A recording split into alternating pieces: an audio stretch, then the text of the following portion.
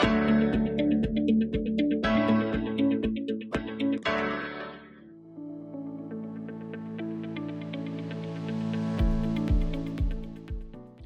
Everyone, हमने अपनी पिछली कुछ वीडियोस में बात की about the principles of scientific management and general principles of management और समझा कि किस तरह से ये प्रिंसिपल्स आज भी ऑर्गेनाइजेशंस को बेटर मैनेज करने में हेल्पफुल हैं।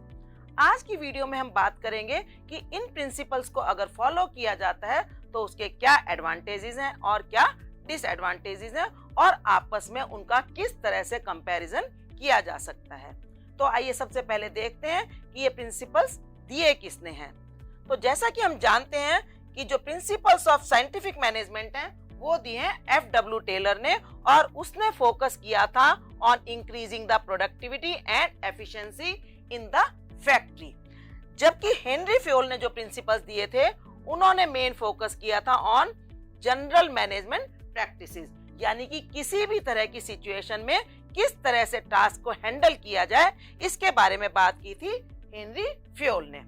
आइए देखते हैं कि अगर इन प्रिंसिपल्स को हम अपनी ऑर्गेनाइजेशन में फॉलो करते हैं तो क्या उसके एडवांटेजेस हैं और क्या उसके डिसएडवांटेजेस हैं। सबसे पहले हम बात करते हैं about the advantages of scientific management कि साइंटिफिक मैनेजमेंट को अगर हम अपने यहाँ फॉलो करते हैं तो हमें क्या क्या बेनिफिट मिल सकते हैं। जैसा कि आप देख सकते हैं, इसका सबसे बड़ा एडवांटेज है कि ये एफिशिएंसी को इंक्रीज करता है और प्रोडक्टिविटी को इंप्रूव करता है by giving proper training to workers and developing a proper work study. इसी तरह से ये क्वालिटी इंप्रूव करता है। जब हम चीजों के स्टैंडर्ड सेट कर देते हैं, उसके टाइम सेट कर देते हैं और वर्कर्स को ट्रेनिंग देते हैं तो हमारे वर्क की क्वालिटी इंप्रूव होती है। साथ ही इसके कारण होती है कॉस्ट रिडक्शन, हमारी वेस्टेज मिनिमाइज होती है और वेस्टफुल एक्टिविटीज भी कम करके वर्कर्स को थोड़े थोड़े टाइम बाद ब्रेक देकर हम उनकी प्रोडक्टिविटी को जब इंप्रूव करते हैं तो कॉस्ट भी रिड्यूस होती है। इसी तरह से यहाँ पर रहती है क्लियर अकाउंटेबिलिटी। यहाँ पर जब हम फंक्शनल फॉरमैनशिप करते हैं और एक व्यक्ति एक टाइप की टास्क में स्पेशलाइज होकर वर्कर्स को इंस्ट्रक्शंस देता है तो हर फॉरमैन की एक क्लियर अकाउंटेबिलिटी यहाँ पर बनती है। इसी तरह से वर्कर्स की ट्रेनिंग और डेवलपमेंट की जब बात की गई है, वर्कर्स को किसी भी काम को करने का तरीका सिखाने की बात की गई है, इससे वर्कर्स मोटिवेट होते हैं और उनकी अपने आप ही प्रोडक्टिविटी एंड एफिशिएंसी इंप्रूव होती है।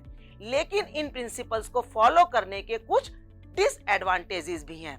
इसमें सबसे पहला डिसएडवांटेज है कि यहाँ पर डीह्यूमनाइजेशन हो जाता है वर्कर्स का, यानी कि वर्कर्स को काम एक मशीन की तरह से करना होता है। उनकी सभी वेस्टफुल एक्टिविटीज को, उनकी वेस्टफुल मूवमेंट्स को जब रिमूव कर दिया जाता है और एक सेट तरीके से ही हर वर्कर को जब लगातार काम करना पड़ता है तो वो एक मशीन की तरह से काम करने लगता है।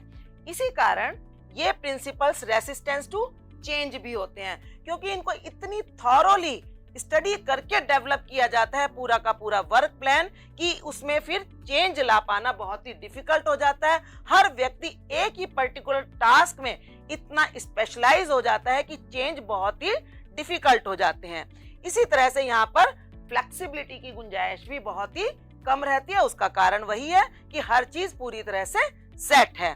इसी तरह से वर्कर्स के ऊपर स्ट्रेस एंड प्रेशर रहता है। जब हम वर्कर्स के टारगेट सेट कर देते हैं, उनको हम डिफरेंशियल रेट से वेजेस देते हैं तो वर्कर्स में काम को पूरा करने में एक कंपटीशन हो जाता है, उनके ऊपर एक स्ट्रेस हो जाता है जिससे कि उनकी प्रोडक्टिविटी पर असर पड़ सकता है।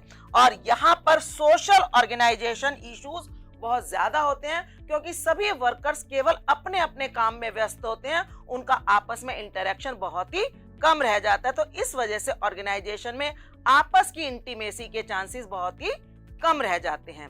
तो इस तरह से हम देख सकते हैं कि प्रिंसिपल्स ऑफ साइंटिफिक मैनेजमेंट को अगर पूरी तरह से फॉलो किया जाए तो एफिशिएंसी एंड प्रोडक्टिविटी तो इंक्रीज होती है, लेकिन इस तरह की कुछ प्रॉब्लम्स का भी हमें सामना करना पड़ सकता है। तो चलिए अब हम बात करते हैं about the advantages of fuels principles.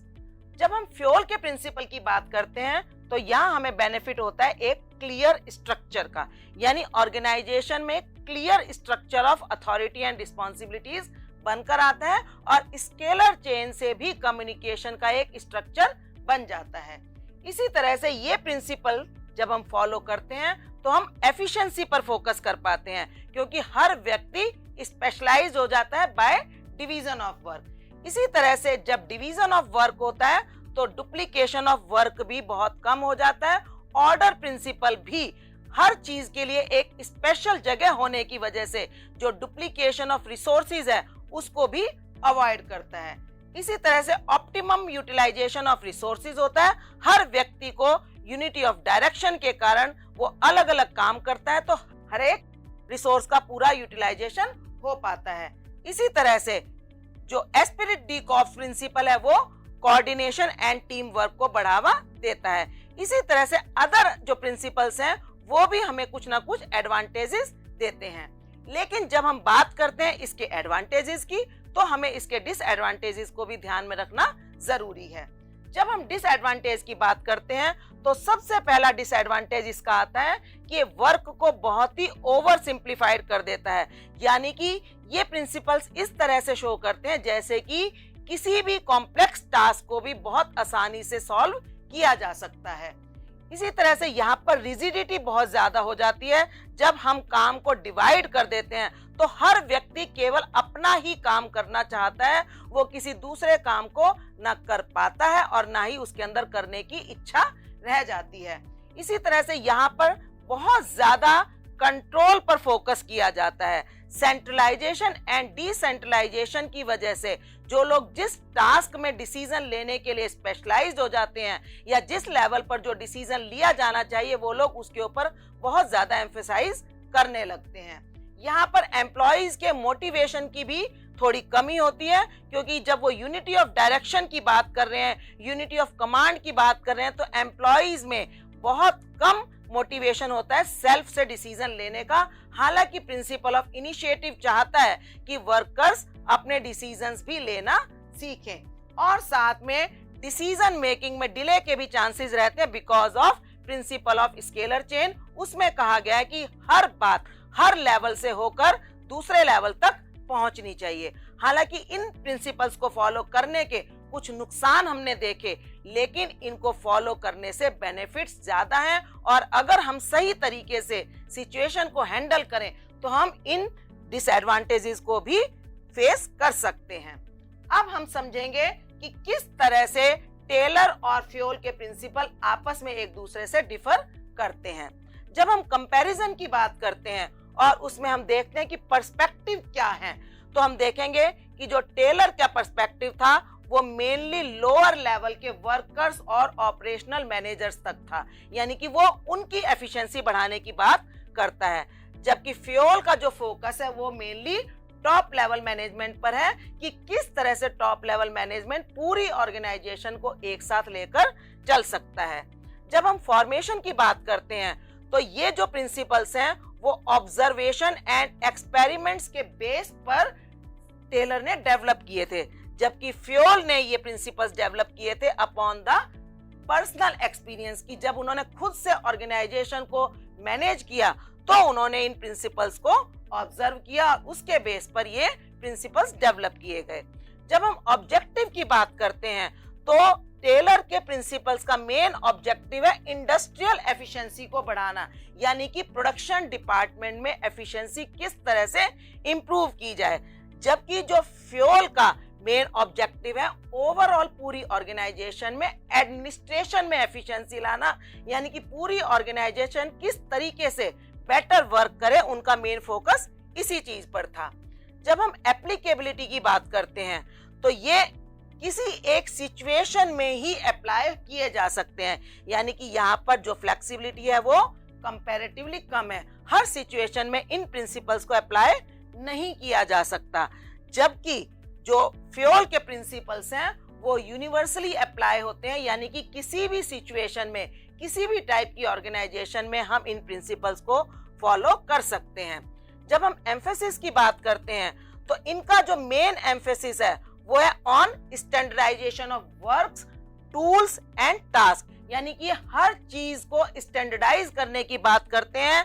जबकि फ्योल ने बात की है about general administration and management. इसी तरह से यूनिटी ऑफ कमांड प्रिंसिपल्स के बारे में कहा जाता है कि टेलर ने यूनिटी ऑफ कमांड प्रिंसिपल को फॉलो नहीं किया, क्योंकि उन्होंने बात की अबाउट फंक्शनल फॉरमैनशिप, जिसमें उन्होंने कहा कि एक वर्कर को एक साथ 8 अलग अलग फॉरमैन से इंस्ट्रक्शन मिलनी चाहिए, जबकि फ्योल ने यूनिटी ऑफ कमांड प्रिंसिपल को स्ट्रिक्टली फॉलो करने पर जोर दिया कि एक वर्कर को केवल एक ही बॉस से इंस्ट्रक्शंस एंड ऑर्डर मिलने चाहिए। यानी कि यूनिटी ऑफ कमांड इनका मेन जो है एक बेसिस ऑफ कंपैरिजन है।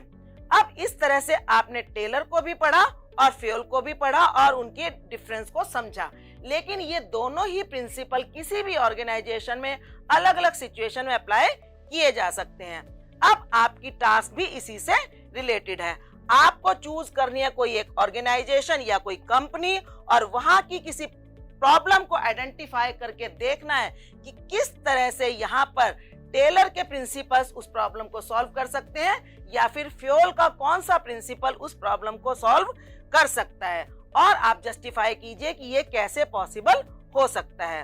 उम्मीद करती हूँ आपको आज की वीडियो में टेलर और फ्योल के प्रिंसिपल्स का कंपैरिजन अच्छे से समझ आया होगा, और इसी तरह की वीडियोस लेकर मैं आपसे मिलती रहूंगी। तब तक के लिए हैप्पी लर्निंग।